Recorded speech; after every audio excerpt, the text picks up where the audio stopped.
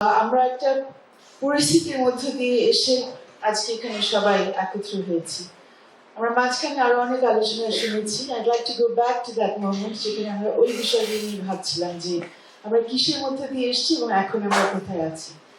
এটা এই আলোচনায় ঢোকার আগে এখানে সবাইকে একটু জিজ্ঞেস করতে চাই, আপনারা সবাই একটা বড় আন্দোলনের অংশ ছিলেন অথবা প্রত্যক্ষদর্শী ছিলেন, কিন্তু বাংলাদেশে এই আন্দোলন আমাদের লেটেস্ট আন্দোলন, কিন্তু বাংলাদেশ তো তৈরি হয়েছে আন্দোলনের মাধ্যমে এবং বাংলাদেশ গঠন হওয়ার আগে, স্বাধীন হওয়ার আগেও কিন্তু নানান আন্দোলনের মাধ্যমে মধ্য দিয়ে এই দেশটি গেছে। সো আপনারা কি আমাকে একটু মনে করে দিতে পারেন কোন কোন আন্দোলন বাংলাদেশে হয়েছে? What is absolutely part of our history inseparable? কয়েকজন just shout out loudly. ভাষা আন্দোলনের আগেও আর কিছু ছিল?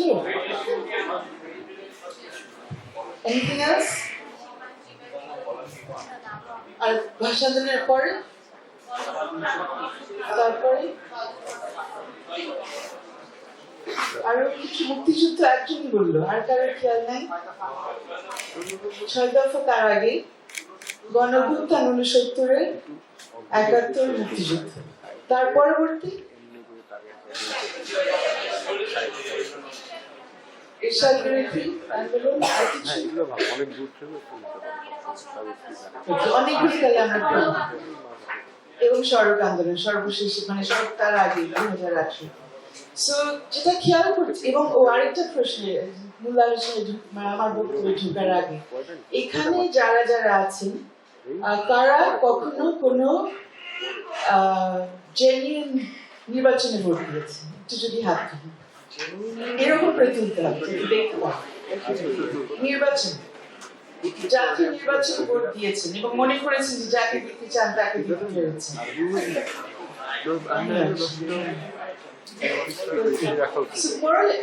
অল্প বয়সের কয়েকজন আছেন, which is quite interesting. জাতীয় নির্বাচনে আপনারা পেরেছেন মনে করছেন, তো অধিকাংশ মনে করছি, I don't know আপনাদের বয়স কি, সেটা অবশ্যই একটা ব্যাপার, বাট অধিকাংশ যারা এখানে আছেন, যারা ধরে নিচ্ছি 25-এর নিচে, আপনারা করতে পারেননি। জাতীয় নির্বাচনের বাইরে অন্যান্য নির্বাচনে, মেবি ইউনিভার্সিটি কোনো কিছু বা কোনো অর্গানাইজেশন নির্বাচন, এগুলোতে কারা কারা অংশগ্রহণ করতে পেরেছেন? আবার একটু দেখতে পারি কি অবস্থা, আর একটু বেটার অবস্থা।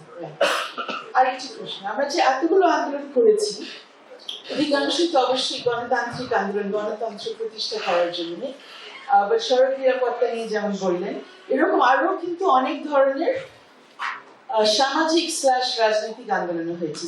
এরকম কয়েকটি উদাহরণ কি শুনতে পারি আপনাদের কাছ থেকে? আর কি কি বিষয় নিয়ে আপনাদের এখানে খুলনা ইউনিভার্সিটি জানি এখানে আপনাদের রাজনৈতিক কোনো সংগঠন নেই, তারপরেও হয়তো কোনো বিষয় নিয়ে আপনারা কখনো আন্দোলন করেছেন? সুন্দরবন বাঁচাও, ধন্যবাদ। আর কিছু অনেক জোরে বলতে হবে। ধর্ষণ বিরোধী, পলিউশন, ওটা কেন পরিবেশের মধ্যে, আর কিছু? That's it? নারীর অধিকার। আচ্ছা, আমি এখন আর কেউ কিছু বলতে চাচ্ছি না। আর কোনো আন্দোলন বা কোনো ইস্যু, কোনো কোচিং, কোনো স্ট্রাগল সম্পর্কে মনে হয় জড়িত হননি অথবা শুনেন নাই বাংলাদেশে?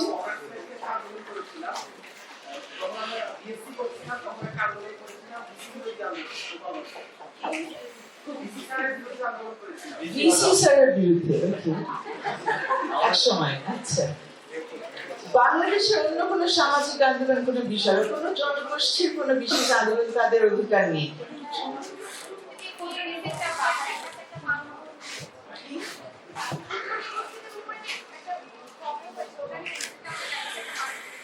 আদিবাসীদের অধিকার নেই। ওকে, আর কিছু?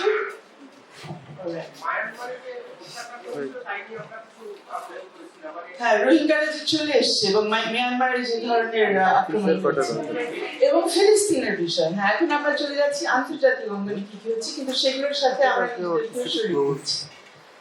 তাহলে দেখলেন যে আমাদের দেশের জাতীয় পর্যায়ে নানান ইস্যু নিয়ে নানান সময় ছাত্র জনতার সকলেই নামে অনেক সময় সামাজিক কোনো আন্দোলন গঠিত হয়, কিন্তু অনেক সময় যেভাবে আমরা দেখলাম যে আপনারা কয়েকজন ওগুলো মনে করতে পারলেন, কারণ অনেকে আবার সেগুলোর সাথে হয়তো জড়িত না। ধর্ষণ বিরোধী আন্দোলন, যৌন নিপীড়ন বিরোধী আন্দোলন মেবি খুলনা ইউনিভার্সিটিতে হয়নি, অনেক ইউনিভার্সিটি কিন্তু হয়েছে, জাহাঙ্গীরনগর বিশ্ববিদ্যালয় বিশেষ করে। সেখানে সব পুরা মানে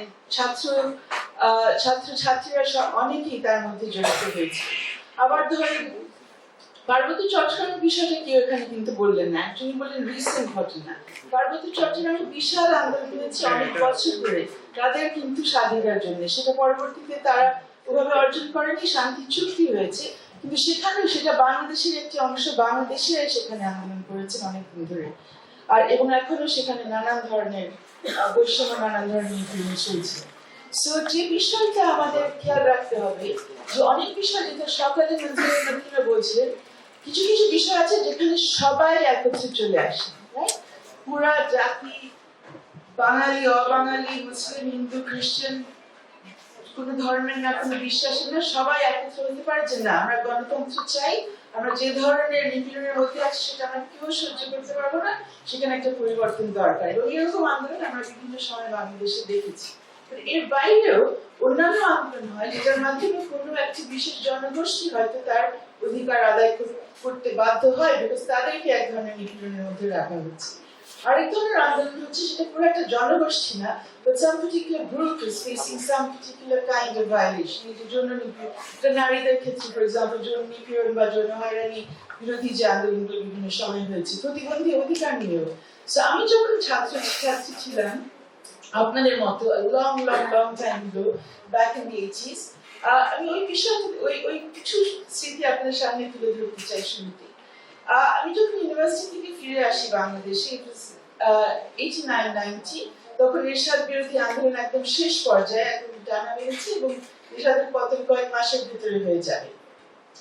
ওই সময় আমরা যেটা দেখলাম, এক্স্যাক্টলি আপনারা যেরকম একটা সময়ের মধ্যে দিয়ে গেলেন, but it was in kind of like a microcosm. এরশাদ বিরোধী আন্দোলন 9 বছর ধরে চলেছে, আপনাদের এখানে 2 মাসের ভিতরে অনেক কিছু কিন্তু তৈরি হয়ে গেছে। Maybe been a longer background, but everything was encapsulated in those 2 months. But এরশাদ বিরোধী আন্দোলনের ক্লাইম্যাক্স হলো কয়েক মাসের ভিতরে, last few months in 1990, এবং almost in the same way. গুলি চালানো হলো ক্যাম্পাসের ভিতরে, ছাত্ররা মরল, ডক্টর মিলনের হত্যা হলো, কয়েকজনের মৃত্যুর পরে দেখা গেল হ্যান্ডস আপ, এরশাদ পতন হয়ে গেল, এরশাদ চলে গেলেন, আমরা সবাই রাস্তাঘাটে সবাই আছি, গান বাজনা চলছে, and there was a transition. ওই ট্রানজিশনের পরে যেটা হলো, এই যে এক একটা গ্রুপ তখন যে অর্গানাইজ করার সুযোগ পেল, তখন পর্যন্ত সামরিক শাসন আমল, সামরিক শাসন আমল না হলেও স্বৈরাচারী শাসন আমল, when you couldn't speak about the rights of different groups, people couldn't organize. But 90 পরে যেটা আমরা দেখলাম, যে প্রতিবন্ধী অধিকার নিয়ে প্রতিবন্ধীরা দাঁড়িয়ে গেলেন, তারা কাজ করা শুরু করলেন নিজেদের অধিকার নিয়ে। আদিবাসীরা তখন পর্যন্ত হিল ট্যাক্সের অবস্থা আরো অনেকদিন খুব কঠিন অবস্থায় থাকলো, কিন্তু আদিবাসীরা নিজেরা তখন তাদেরও ছাত্র সংগঠন, তারাও বেরিয়ে আসলো। অন্যান্য নারী আন্দোলনের আগে থেকেও ছিল, যেটা আমরা দেখলাম যে এরকম আইডেন্টিটি বেসড অনেক অর্গানাইজেশন তখন চলে এসছে, এবং ছাত্রদের মধ্যে থেকে বিভিন্ন ইউনিভার্সিটি থেকে। এবং দেখলাম যে অধিকার নিয়ে যে কথা বলা শুরু হচ্ছে in a very different way, অনেক ধরনের অধিকার বিষয় তখন চলে আসছে। আপনাদের কাছে আবার একটু চলে আসতে চাই, আপনাদের নিজেদের জীবনের দিকে এখন যদি তাকান, নট রাষ্ট্র, নট আন্তর্জাতিক অঙ্গন, কোন কোন অধিকার আপনার জীবনে বেশি গুরুত্বপূর্ণ মনে করেন? What do you really need in your life to get ahead at the moment? শিক্ষা এবং অর্থনৈতিক স্বাধীনতা, আর কি ওখানে? নিরাপত্তা, বাক স্বাধীনতা। এখন মনে হচ্ছে পেয়ে গেছেন, তার দরকার আছে, মোটামুটি ঠিক আছে এই মুহূর্তে লিস্ট। আর কিছু? তথ্য। Anything else? Anything else? Restriction. আপনি রেস্ট্রিকশন চাচ্ছেন, অধিকার চাচ্ছেন না? Very interesting, আরো বলবেন? আমরা শুনবো পরে আপনার কাছ থেকে যখন প্রশ্ন পর্বে আসি। Interesting point, restriction. তার মানে উনি হয়তো বলার চেষ্টা করছেন যে অবাধ অধিকার চাচ্ছেন না, কোনো কোনো ক্ষেত্রে রেস্ট্রিকশন দরকার। I think এটা ওই অনুভূতি থেকে আসছে যে people need process as well as rights. You can't just say আমি সব চাই এখনই দিয়ে দিতে হবে। এটা দিতে গেলে কি হচ্ছে আরেকজনের অধিকার most probably খর্ব হচ্ছে। যে কারণে am I right, is that where you're going? That's why we need some not only restrictions, reasonable restrictions, and we need processes and procedures to understand what's possible. So let's come back now to where we were this morning. মঞ্জুর যে কথাগুলো আপনাদেরকে বলছিল যে কিভাবে সবাই সংগঠিত হয়েছে, আপনাদের কারণে কিভাবে দেশের মধ্যে একটা চেঞ্জ এসেছে। আমাদের যে অভিজ্ঞতা হলো জুলাইয়ের মধ্যে very very fast forward from 1991 now to 2024. What did we see happening in those last few weeks? কি কারণে সবাই এসে গেল এই যে অধিকারগুলোর কথা বলে দেখেন যে আপনার দুই একটা অধিকার কথা এখন বলেন নাই, মেবি বিকজ আপনার কাছে মনে হচ্ছে যে আমরা এখন সবাই সোচ্চার যে এই অধিকারগুলো আমার ঘরগুলোতে দিব না। আমরা এখানে বললাম শিক্ষার কথা বলেছি, বাক স্বাধীনতার কথা বলেছি, আমরা জীবনের অধিকারের কথা বলিনি, যদিও আমরা সবাই দেখেছি আমাদের চোখের সামনে কিভাবে জীবনের অধিকার লঙ্ঘন করা হয়েছে দিনের পর দিন ওই জুলাই মাসে। ব্যক্তি স্বাধীনতার অধিকারও কিন্তু আজকে সেভাবে বলা হয়নি, যদিও জ্ঞান আপনারা সবাই দেখেছেন কিভাবে হাজার হাজার ব্যক্তিকে ওই সময় গ্রেফতার বা আটক করা হয়েছে। Maybe because একটু কনফিডেন্স হচ্ছে যে these things won't happen in the same way, but that confidence isn't completely substantial. কারণ এখনো আমরা দেখছি আটক এবং গ্রেফতার বিভিন্নভাবে হচ্ছে, which is very very problematic. So এই অধিকারগুলো কিভাবে লঙ্ঘন হলো, কিভাবে আমরা সোচ্চার হলাম, how did we resist? সবাই রাস্তায় নেমে গেলেন, that is correct. But পাশাপাশি legally how could we create the resistance to this?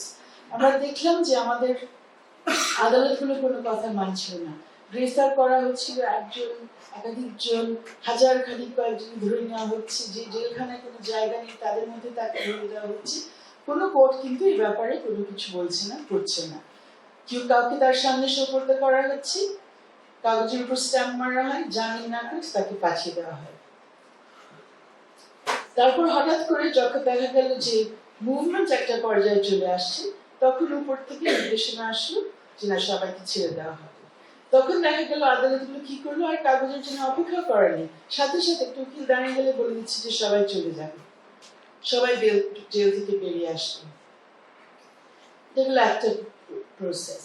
যখন গুলি শুরু হলো তখন আমরা আরেকটা প্রসেস দেখলাম, নির্বিচারে কোনো ধরনের নির্দেশ আদেশ আসছে উপর থেকে, কে দিচ্ছে কেন দিচ্ছে বোঝা যাচ্ছে না, এবং চলছে আর চলছে। যখন প্রশ্ন করা হলো আদালতের কাছে যেটা কেন হচ্ছে, কিভাবে হচ্ছে, বলাই আছে যে জীবনের অধিকার আমাদের সংবিধানে সংরক্ষিত, তখন বোঝানো হলো যে সবাই যাদেরকে গুলি করা হচ্ছে সবাই জঙ্গি, সবাই দেশ বিরোধী, তাদের পক্ষে যারা কথা বলছে তারাও দেশ বিরোধী, রাষ্ট্রবিরোধী, তাদের কথা বলতে দেওয়া হবে না এবং গুলি যে বন্ধ করতে হবে এটাও বলা সম্ভব না। এবং শেষমেশে এরকম একটি আদেশ আদালত থেকে নিয়ে নেওয়া হলো যে গুলি চালানো যাবে, এবং সেটা হওয়ার পরে আরো 2 দিন ধরে প্রায় 200 জনের বেশিকে গুলি করে মেরে ফেলা হয়েছে। তো আমরা কি দেখলাম যে আইন অধিকার অনেক কিছু কাগজে কলমে লেখা থাকে, এটার জন্য প্রতিষ্ঠানও থাকে যে এই আইনগুলো প্রয়োগ করতে হয়, কিন্তু যতক্ষণ না পর্যন্ত ওখানে দায়িত্বশীল কেউ থাকে যে মনে করে তার বিবেককে তার ব্যবহার করতে হবে, তার চোখের সামনে সেটা দেখছে সেটা তার দেখতে হবে, কান দিয়ে যেটা শুনছে সেটা শুনতে হবে, এবং তার যে মুখ আছে সেটা দিয়ে কথা বলে এই ধরনের হয়রানিগুলোকে বন্ধ করতে হবে, ততক্ষণ পর্যন্ত এই কাগজে কলমের আইনগুলো আমাদের কোনো কাজে লাগে না। সেই কারণে আমাদের অধিকার নিয়ে কাজ করতে হলে নিজেদের কথাগুলো মনে করতে হবে। আপনারা এর আগের সেশনে শুনছিলেন যে you have to brand yourselves, but you have to do more than brand yourselves, right? Branding yourselves is about creating your own career, your own pathway, your own success, your own wealth, your own networks. That's fine. Everyone will do that. All of you, I'm sure, will be great successes in your own lives. But what you also have to do, this is not about branding, it's about values, right? You have to believe and you have to have values which will create the kind of society you want to live in. কারণ আমরা গত 15 বছর বলি, 20 বছর বলি, অনেক বছর ধরে আমরা একটা সমাজ দেখেছি আমাদের সামনে তৈরি হচ্ছে, আমাদেরকে ঘিরে তৈরি করা হচ্ছে where everything is about the person. আপনারা দেখেননি গত অনেক বছর ধরে কতজনকে অ্যাওয়ার্ড দেওয়া হয়, কতজনকে সামনে নিয়ে আসা হয় আপনাদের মতো বয়সী যারা, to say this person is a success, this person is a standout. It doesn't matter what's happening in the rest of society. এবং ওই ব্যক্তিদেরকে আরো সাকসেস করা হয় যখন তারা মুখ খুলে না, এবং সাকসেস করার একটা শর্ত হয়ে যায় মুখ না খোলা। If you stay quiet, if you don't speak about the person next to you, right? আপনি দেখছেন আপনার পাশের একজন, আপনারা কি করলেন? আপনারা তো মুখ খুললেন, তাই না?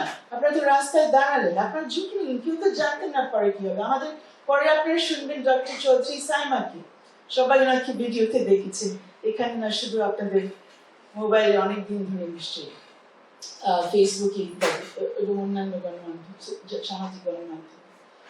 সো সাইমা যখন ওখানে দাঁড়ানো ছিল, যখন সে কথা বলছিল শহীদ মিনারে, সে কি আর জানতো তারপরে কি হবে? আমি ধরে নিচ্ছিল তার খারাপ কিছু হবে, তাই না? কোনো তার ধারণা ছিল না 3 মাস পরে তাকে এখানে এসে ডেকে আপনার ওনার কথা শুনবে। সে প্রবলি এক্সপেক্ট করছিলেন মেবি তার ইউনিভার্সিটির পজিশনও থাকবে না।